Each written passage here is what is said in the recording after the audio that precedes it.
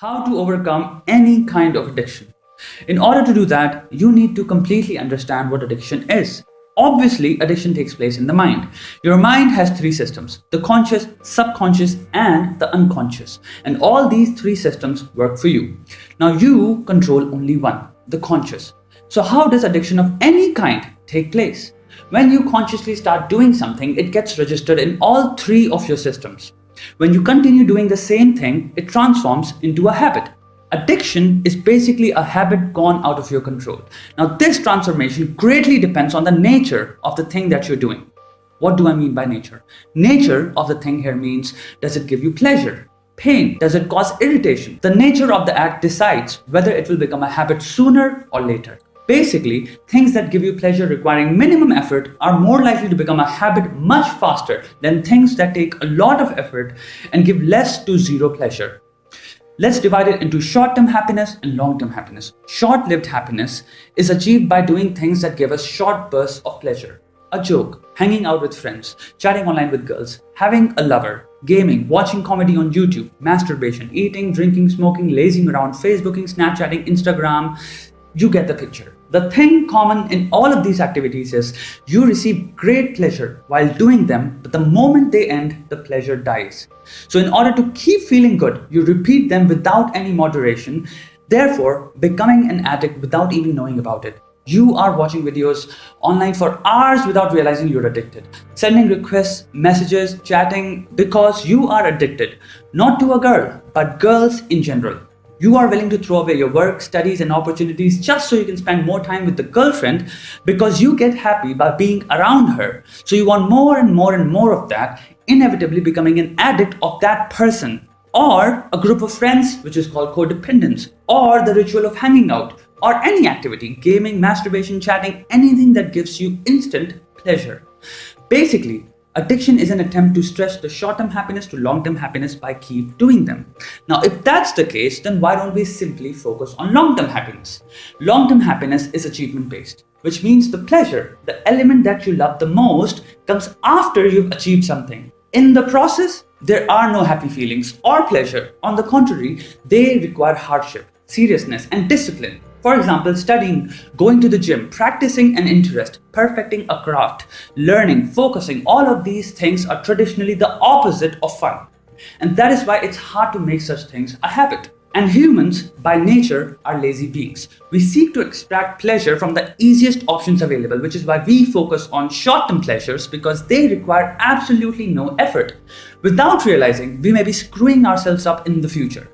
That is the answer to why we become addicts of anything. The question is, once we become addicted to something, why is it impossibly hard to undo it? 3 reasons. 1. Pleasure. Since all this activity basically takes place in the mind, you need to understand something about it. Your brain recognizes and prefers following patterns. When it sees that you're doing something daily or for hours each day, it fits that activity into a pattern and introduces it into your daily routine. Now that is where pleasure becomes a game changer. Pleasure is not some abstract, inexplicable phenomenon. Whenever you experience a burst of pleasure, happiness, there is a release of hormones in your brain. From masturbation to watching videos to being around the person you want to be with. These hormones are the reason behind those happy feelings. So, if addiction is a habit gone out of control, it means you are abusing the short-term pleasures by repeating them, which technically means you are abusing the release of hormones in your brain, and your brain is taking that abuse into account, fitting it into a pattern and introducing it as a new routine, which makes you want to do it every day more and more. And that is why you don't realize you have become an addict until it starts to have serious consequences. Different people are addicted to different things, but all those addictions are connected through a common thread: short-term pleasures. This is why it is super hard to be addicted to working out as opposed to watching porn, chatting on Facebook, WhatsApp, browsing through different social medias. There is no pleasure in working out, studying, learning something from scratch, creating or building something unless you love it. Otherwise, it is simply very hard work. And I know that I'm repeating myself, but I do so because it is highly important. This is the reason why generations after generations, people will continue becoming an addict of something or the other, simply because we are lazy and we want to be happy. And because we are lazy, we look for the easiest ways to be happy and repeat them unjudiciously so we can extend those short-term pleasures into long-term pleasures. And being trapped by these trivial acts of short-term pleasures, which you don't even consider as addictions, to which you devote your entire day and gladly want to, one day you will realize that you've done nothing except that. And life will be throwing a lot of opportunities your way which you are going to miss because you didn't update your qualities. You didn't learn anything because you wasted all of your time. Now tell me, how many of you already feel that way about a relationship? That you wasted a lot of time in it and you could have done so many things, so much during that same time. But you wouldn't put the same blame on gaming, Facebook, Instagram, YouTube. Why? Because they seem very innocent. What you don't realize is that their functioning is based on addiction. How much time you spend on them and how can they improve on it? Those are their prime concerns. Their entire revenue model centers around the extent of your addiction. Do you want to avoid it? Keep a check on the short-term pleasures because it is impossible to avoid them entirely. You need relaxation, but focus on the word relaxation and use the amount of short-term pleasures needed to relax yourself and have fun. But don't start abusing them because they're too easy to abuse. You want to be a winner? Focus on the long-term pleasures. Choose the hard things, the hard work in your life, because they will result not in happiness but contentment. You will be content because at the end of the hard work, all the struggle and pain, you have changed something about your life completely. Understanding this also helps you keep away from depression. Depression oftentimes is linked with addictions you create. For example, what is the most common source of depression? Breakup. But you will be fascinated to know that not all breakups, including bad breakups, result in depression because there is a distinction in ways the relationship was approached. If you make your partner the prime source of your happiness, the moment they are gone, you will be devastated. As a result and lack of better understanding, people come up with a theory called it's true love. No, by spending and wanting to spend all your time with that person, you became an addict of the short-term pleasure called her company. When cut off from that endless supply of pleasure, what are you going to feel? Panic, craving, desire for her company, immediate need for satisfaction, any level of compromise and self-destruction needed to get back that supply of happiness because your brain doesn't know it is unhealthy and it has been unhealthy for a long time already. Your brain manages your good health based on the choices you make. So once you enter that vacuum of pleasure leading to depression, you decide to replace it with other sources of short-term pleasures, masturbating excessively, binge watching TV shows and online videos, gaming, rebound relationships, casual hookups, smoking, drinking, creating newer dangerous habits and addictions, trying to fill the vacuum of pleasure the departure of your partner has created.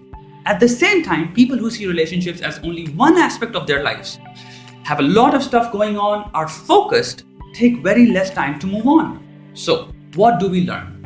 Your brain wants you to be happy. When you do or expose yourself to something that gives you immediate happiness, your brain registers it and encourages you to do more of that because it sees it as a sign of good health. It means that every single day, your brain will automatically start demanding you to do that. You might think, why doesn't your brain warn you? Well, because you are its owner. It works for you. Its job is to process anything you are introducing in the system. Also, these activities initially do make you happy. Second reason why it is hard to undo an addiction: denial. Addictions usually grow stronger because we deny their existence not only to others but to ourselves. Let me give you an example of denial. Let's say there is a guy who strongly maintains that he hates going to clubs. But once upon a time he went to a club and actually enjoyed it. Now consciously he still believes on an intrinsic level that he hates clubs. But whenever he is asked by his friends to visit one, all he needs is a little bit convincing. It happens because subconsciously that one club memory or the idea of clubbing is attached to happiness. So consciously he might still believe he didn't want to go, but he went. And to explain that, he will most probably blame his friends. It was because of them, they dragged me. A lot of people do things which they then blame on others. You are not anybody's slave. You did that because of a happy association.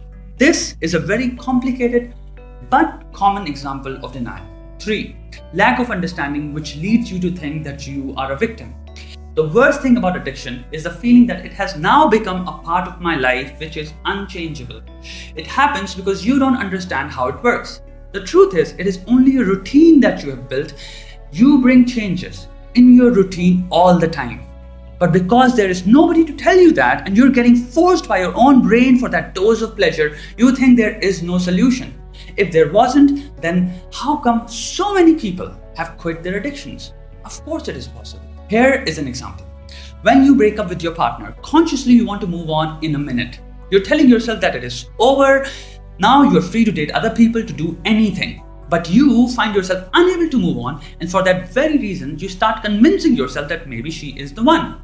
Here's what you need to understand. You control only one part of your brain, the conscious, and it knows and understands that the relationship is over. But the other two parts aren't controlled by you, and they have their own pace of understanding. Now, I understand this video is getting longer and longer, but bear with me. The first step to solving any problem is understanding its mechanisms, how it works.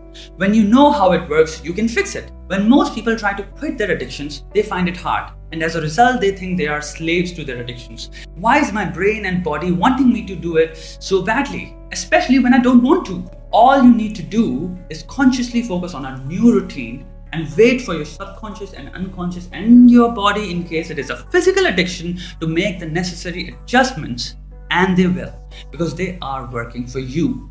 It takes from 20 to 28 days to build a new habit. So whatever you want to quit, just quit it for 28 days.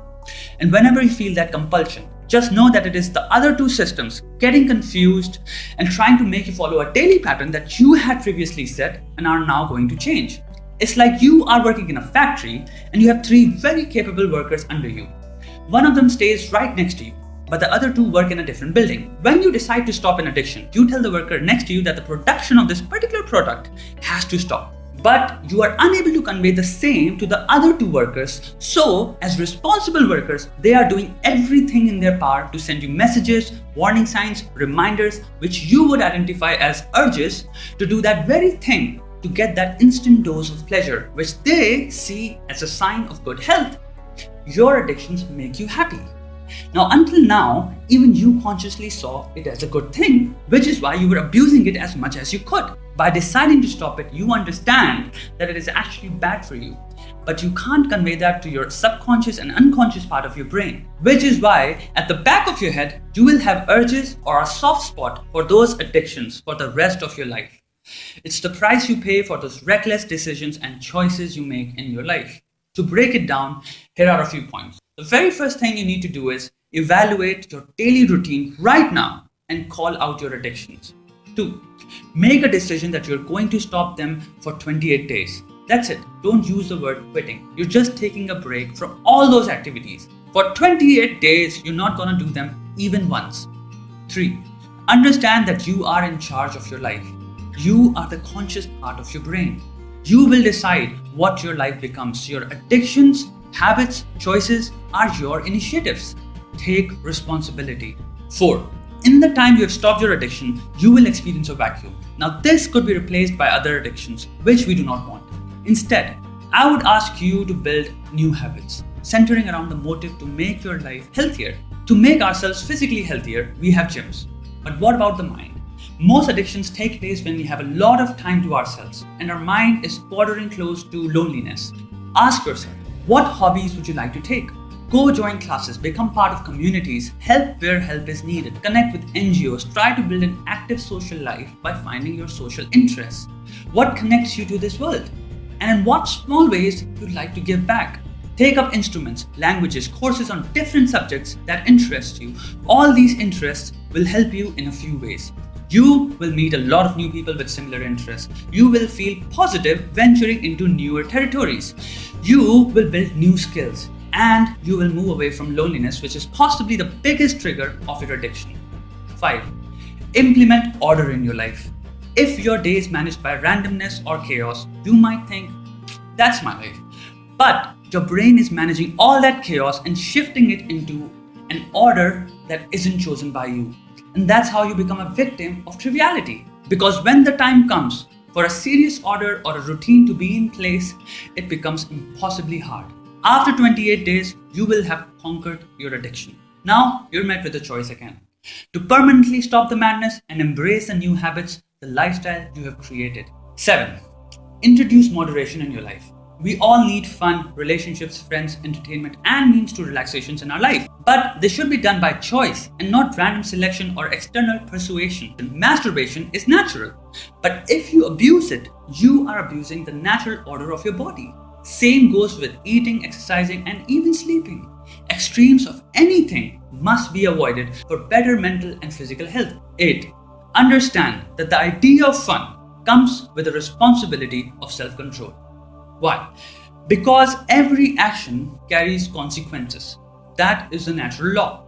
Every action will have consequences, moral or physical or both.